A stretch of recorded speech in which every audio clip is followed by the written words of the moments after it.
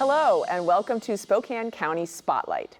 I'm County Commissioner Amber Waldref, and my guests today are Spokane County Environmental Services Administrator Ben Bradabo, and from Spokane Riverkeeper, Water Protector Caitlin Scott. And welcome to the show. I'm glad to have you here. Thank you. Thank you for having us. Well, both of you do a lot in our community to help protect our water resources. So I thought we'd start first with you just giving some introduction to our viewers about what you do and how your work interacts with our water, our aquifer, and our river. You want to start, Caitlin? Yeah, sure. I'm Caitlin Scott, and I'm the water protector at Spokane Riverkeeper. We're a nonprofit here that works to protect and preserve the Spokane River, and through that, we also work to protect the aquifer some as well. We do a lot of our work through advocacy as well as education and outreach and connecting the community to the river. That's what we do. Excellent. Ben, I get to work with you at the county, and you do a great job. Well, thank you. We appreciate the opportunity to come talk about our important water resources for our community. We work to protect the Spokane River and the Spokane Valley Rathdrum Prairie Aquifer. We do monitoring and studying it to make sure that that resource will be available for our community today and into the future. A lot of the work I have done has been around wastewater, managing wastewater, largely around Spokane Valley, but also into North Spokane, and how that can help protect the aquifer, and it also helps protect the Spokane River, and that's been a big focus of my work. Well, excellent. Well, Ben, why don't you start us off with, for those who are watching who may not even know, what is an aquifer? Maybe give us a little background on our aquifer and here in Spokane County, which I think is called the Rathdrum Prairie Spokane Valley Aquifer. Correct. So we have an aquifer in our area, and often people refer to it as the aquifer, but there's actually aquifers all over. There's all over the state of Washington, all over the United States, and around the world. There's aquifers, and what an aquifer is scientifically is it's a place where there is the soil under the ground has enough space between the soil particles or sand and gravel that there's water underground. So it's kind of like an underground lake, but it's not something that you could go swimming in. It's solid rock or gravel, but there's space between those. But then the important part is an aquifer needs to be big enough and able to be pumped out so that it can be used on the surface. And so our aquifer that we call the aquifer, or the Spokane Valley Rathdrum Prairie Aquifer, is a large one. It's well studied, but it is able to be pumped and a lot of water come out and then be used on the surface for things like watering lawns or cooking or all the things we do in our homes or businesses. And so that's why our aquifer here is very prolific. Lots of water can come out of it. And so that's why we like to teach people about the aquifer in our community. Well, for us, it's the aquifer, but you're right. We have other aquifers on the West Plains, in the Spokane area, of course, in other areas of Eastern Washington. Right. So Caitlin, why is our aquifer so important and unique here in Spokane County? Well, the Spokane Valley Rathdrum Prairie Aquifer is connected to our river in a very unique way. Maybe not actually that unique. Our aquifers are actually connected to our surface waters. A huge portion of the river's flow comes from the aquifer, and it comes in at these places where the bottom of the river actually drops below the top of that aquifer that Ben was describing. So when you see the rocks in the river and it looks like cobble and it's those really nice round stones, that's actually the top of our aquifer. And in the summer, in the late summer, you can actually go out in the valley and see where the aquifer is pouring into our river. So having good, clean, cool water in that aquifer is really important for our river, but it's also really important for us. The aquifer is a sole source aquifer, meaning it is the only source of water that comes into our river and into our drinking water, and it's really important that our drinking water remains clean. The river also puts water back into the aquifer. It helps recharge the aquifer. So ensuring that our aquifer is healthy from its connection to our surface water and also from its connection to us. It's really important that we make sure that aquifer stays nice and plentiful and clean and cool for our river and for us as drinking water out of it. Well, I was lucky to learn a lot about the aquifer and the river when years back, I worked at the Lands Council and worked with a lot of residents and businesses to educate around the importance of a sole source aquifer and protecting that for this generation and future generations. So I really appreciate the work you guys do. So considering how important a sole source aquifer is here for our whole region, it's not surprising that many years ago people came together to create what's called an aquifer protection area. So maybe I can start with Ben. Tell us, what is this aquifer protection area and how did it get started? Yeah, so before me, but in the 1970s, there was a focus on cleaning up our water, so cleaning up surface water, lakes, and then that also was those interconnected groundwater supplies. And so there was a lot of studies and research that was focused on the Spokane Valley Rathdrum Prairie Aquifer. People were looking to see if our activities on the surface were impacting the water that's right below our feet. And what was found was that it was. The activities we were doing, the way we were disposing of our waste was septic tanks. Correct. Yes. So septic systems, our wastewater was being disposed of right down into the ground, and it was then polluting our aquifer. And so around 1980, there was this recognition that we really do need to install a centralized sewer collection system to prevent continued use of septic systems, so that we would prevent that pollution from going into the groundwater supply. And there's a method available, or a law available in state law that allows local communities to tax themselves. And so it was put to a vote of the people in 1984 to whether or not they wanted to tax themselves in order to fund work that could be used to help build the sewer collection system, or educate people on why we were doing that, plan about how to protect our water supply. And so that was approved. And so that was for a 20-year period, and that was put in place from 1984 until 2004. And then it was renewed again and went into effect again in 2005. So the community saw the importance then that was needed to tax themselves, to collect funds and do important work to protect the aquifer. So this has been approved by voters twice. Correct. And now it's going to be on the ballot again.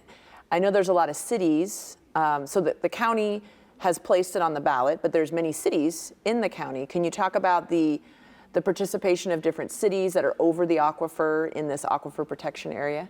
Sure. So in 1984, the city of Spokane and Spokane County partnered, and those were, and Millwood as well, Millwood as well participated, and they approved this. Their voters, amongst all of them, approved the tax, and they put that in place. And then by 2004, the city of Spokane chose not to participate again in that renewal.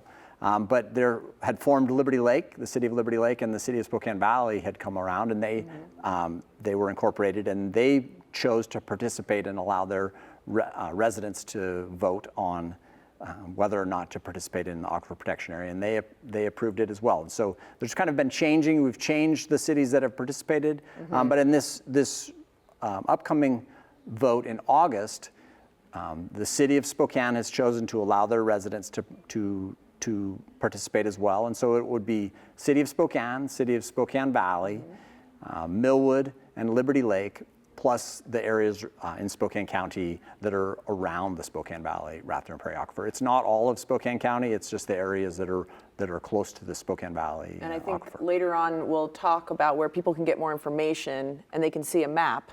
So not every voter in Spokane County will see this on their ballot, but Correct. some will that are in the boundary of the aquifer protection area. Correct. Okay. So yes, the Board of Commissioners, including myself, we agreed to place the renewal for another 20 years of this aquifer protection area on the ballot for August 2025. So it's coming up very soon. Can you talk about what the funds, if people do choose to renew the aquifer protection area for another 20 years, they pay a fee into the pot, and then those dollars are used for a variety of activities. What are some of those activities that actually are funded from this ballot measure? Yeah, so originally the big focus was on the septic tank elimination program, and that was successfully completed around 2010. And since then, we've been using it for Spokane County, we've used it for monitoring to check the water quality within the aquifer and gathering information on that. But we've also used it on education. We've met with school groups, classrooms, and talked to them about this this somewhat unique aquifer that's really close and really valuable. And so we've educated students on that. We've educated adult groups and talked to them about the Spokane Valley Rathdrum Prairie Aquifer. I think I've seen that aquifer model that folks have brought around where you can actually see how water percolates through the soil and the rocks. And so there's been a lot of education going on. It's been a big focus of our group. The other piece is that some of those funds have been provided to the cities that are participating, and they've been able to use that for eligible expenses like stormwater, construction of stormwater infrastructure that helps protect the aquifer, and they've also used it for some education programs as well. Great. Well, Caitlin, how do you think the work of Spokane Riverkeeper impacts the aquifer protection area? What's your perspective on, if the APA is renewed? How does that work with protecting the aquifer and the things that you guys do? Yeah, the APA and the information that comes from the research that Ben is talking about really helps us protect the river because it helps us understand how the river and the aquifer are interchanging water and how they're working together. We know that there are pollutants in our river. We sample them all the time. Ecology samples them all the time. Those aren't being found in our aquifer right now to the same extent, and this research really helps us understand why that happens and how we can keep it that way, how we keep the aquifer clean and keep that clean water in our aquifer. That's really important because the fish in our river really rely on that cool, clean water coming in the late summer. We need that aquifer to stay cold and to stay clean. And if we don't monitor it, if we're not paying attention to what's going on underneath our feet, we're not going to know what's coming into our river. So it's really important in that regard. But it's also important for us, too, to help educate the community about the aquifer. We think, it's really important for us as a community to understand our drinking water source and to really know what's beneath our feet so we know we can grow sustainably. We know we can have this water here for future generations, and we know that we can continue to have this amazing resource under our feet, and we're not going to do that without monitoring it. We're not going to know if there's a problem if we're not looking for it and keeping an eye out for that to begin with. So it's really important that we're monitoring and keeping an eye out for what could potentially come up as a problem and making sure that we're stopping those before they are a real problem. So it sounds like the funds, just to recap, they can be spent on monitoring, they can be spent on education, other activities like stormwater infrastructure. So let's talk more about this very important monitoring. How does the monitoring happen, and how does that help us protect our drinking water? Yeah, so the monitoring really started in the 1970s as people were studying determining whether or not our activities on the surface was impacting, and they did find that it, as I said, it is impacting the groundwater. And so we've continued monitoring. So starting in the 1970s, there was a focus on that, but through the 80s, 90s, and into the 2000s, we've continued to monitor.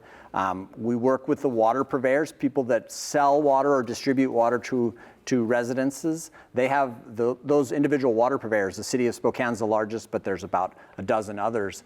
And they have required testing that they do to make sure that the water they're serving to their customers is clean. But we're able to monitor more frequently so that we can give a better story, a more complete picture of what's happening in the aquifer, and we can get that information to those water purveyors. We also work with partners in Idaho, and the State Department of Ecology to monitor what's going on in the aquifer and report to them, and then work together to make sure that we work as a community to protect the aquifer. Well, maybe you can show us this lovely, some people who are watching might have seen this around.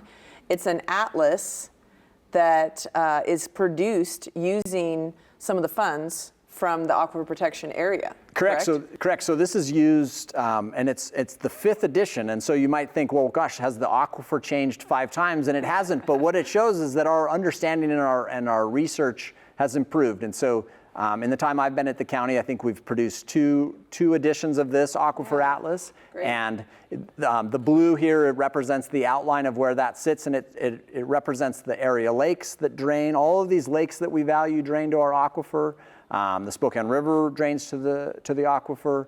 And then the activities we do on the surface of the ground can impact that. Hopefully it's a good impact, but if we're not careful, we might have a negative impact that we would need to clean up. And so that's what the Aquifer Protection Area funds can be used for is to explain to that the importance of that water resource for our community. Well, and Caitlin, I think you've kind of mentioned this, but maybe you can expand upon, so even though these funds with the Aquifer Protection Area are specifically for the aquifer and the drinking water, how does work to protect our aquifer impact the whole water ecosystem? You kind of talked about the interaction with the river. What about the rest of our ecosystem that's impacted by the water quality?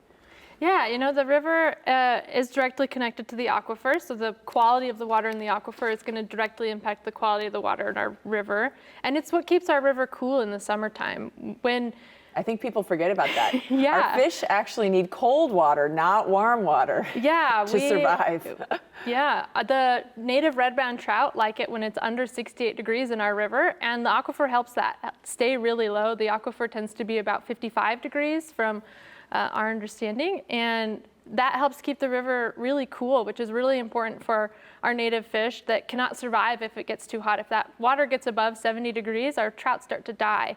So having this cool water is really important for our trout, but it also is important for even us as humans to have cold water in our river. Our river is a source of it's a cooling shelter, a natural cooling shelter ultimately when we have those really hot periods in our river. Yeah. And all animals? For all animals and for humans especially, we can go down there and cool off on a really hot day and find comfort in that cold, cool water down there. I don't know, last summer I floated the river on the hottest day of the year, and it was almost unnoticeable that it was over 100 degrees out there until you left the river. If you're in that cold water, it's nice and there's impacts on water quality.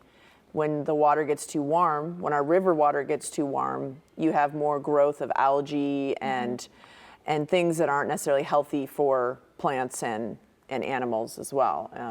So interesting. So the quality and the keeping that aquifer water continuously recharging in a positive way, the river has so many different impacts on our ecosystem. Well, I want to move to education because that's another huge area. You talked about it, Caitlin, how important it is, Ben, educating the community, youth, adults about how our aquifer works, what it does for us.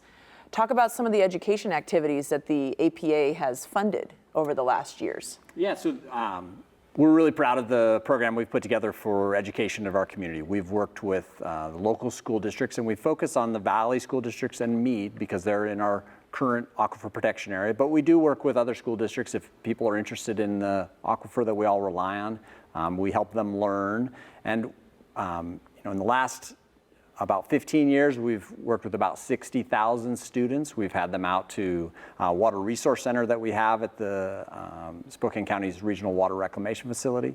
We also have a Doris Morrison Learning Center, which is at Salties Flats on South Barker Road in Spokane Valley, and we have those students come out and they learn about how the kind of simple stuff like the water cycle that you might have seen, the kind of the circle of how that works, but in fact how humans can interact with that, how we take water out of that, and what we might do, things like how activities at our home might pollute stormwater, which then makes its way down into a grassy swale and then can infiltrate into the aquifer. And so what can they do to prevent the pollution? We want the water going back into the aquifer because we want it to be recharged and available for us to use, but we just want that to be clean. And so it's what can they do in their home or at their school to protect the aquifer, protect the runoff and the aquifer. We talk about the sewer collection system, which maybe isn't the most exciting topic, but we think it's important, and everybody can often interact with sewers. Every stuff that goes down the drain has to be dealt with,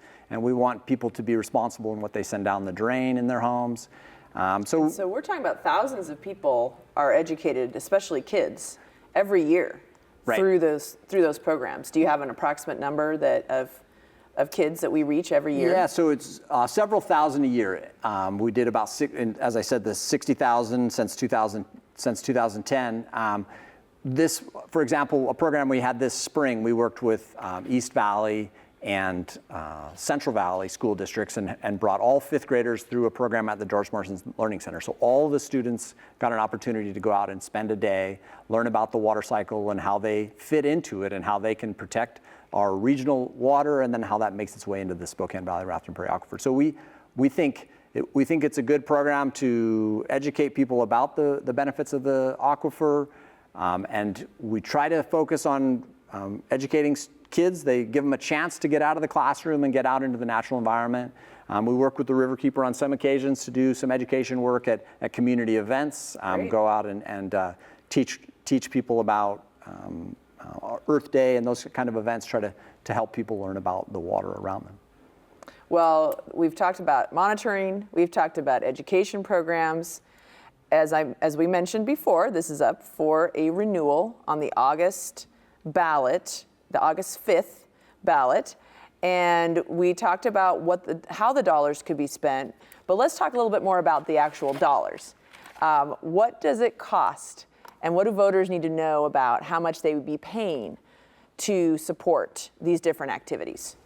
Yeah, so the fee is set as part of the ballot measure, so it's a vote on how much they would pay, and it's based upon, do you use water and do you dispose of your waste into a septic system? And if you use water, which everybody's using water in their home or business, and so that fee is $15 a year for a single family residence. Okay. And so $15 and it's per year. Per year, it's put onto your property tax statement. Okay. And so that's been going on for 40 years. People have been paying that, and it's been $15 throughout. And our proposal is to keep it at $15. So not to increase, just Correct. keep it the same. It would be the same. It's the renewal at the same rate. And then if you also dispose of wastewater through a septic system, you're not connected to a centralized sewer system, you pay another $15. And so in total, really it's a rural home would pay $30 a year for water use and then disposing of their wastewater into a septic system. So you either pay $15 for a typical urban piece of property, or $30 for a larger piece that might be on a septic tank. Is that what you were saying? Correct. Okay, so more of a rural Correct. piece of property. So $15 or $30 at the max, and that's per year, and that's to cover all the activities that we talked about: the education, the outreach, the monitoring, the data collection, the sharing of data with the community. Okay, well, that's good to know. It's good to know that the fees have not changed since 1985, and you're able to still do a lot of work with the current fees. Get a lot of work done, probably because we've collected so much data.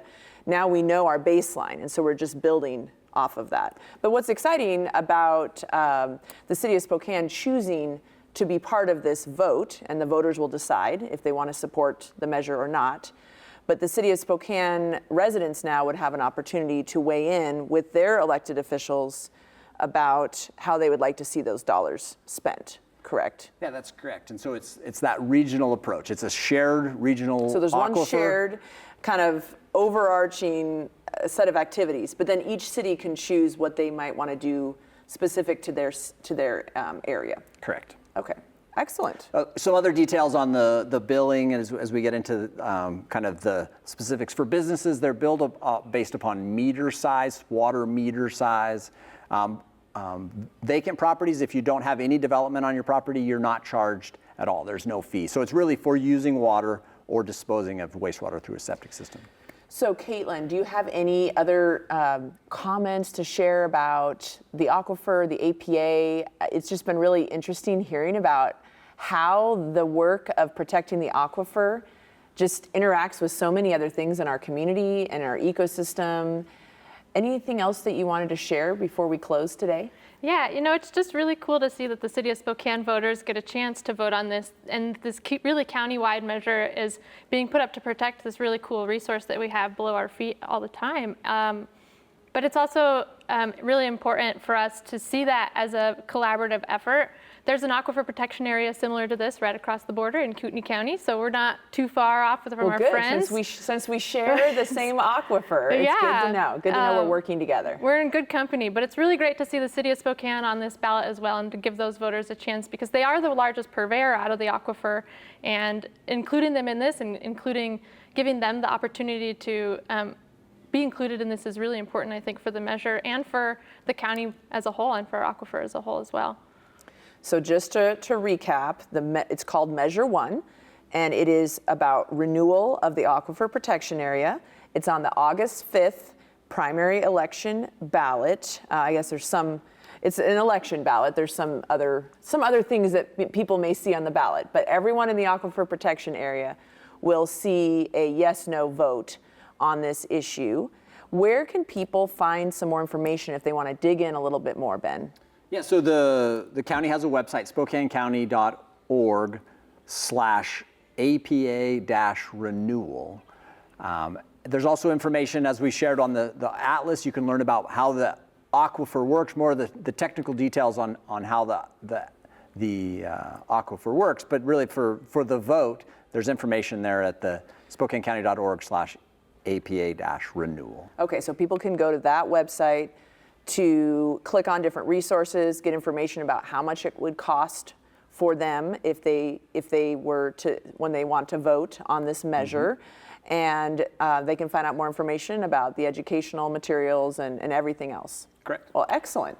All right. Well, unfortunately, we're running out of time here today. We've covered a lot of great topics, and I just really want to thank you both for Ben and Katie for joining me. I've learned a lot, and I hope the viewers have also learned a bit, so that when they see this on their ballot, they will be more informed and understand more about our aquifer and the activities of the Aquifer Protection Area. So thank you so much. All right. Well, I'm County Commissioner Amber Waldref, and I thank you for joining us today on Spokane County Spotlight.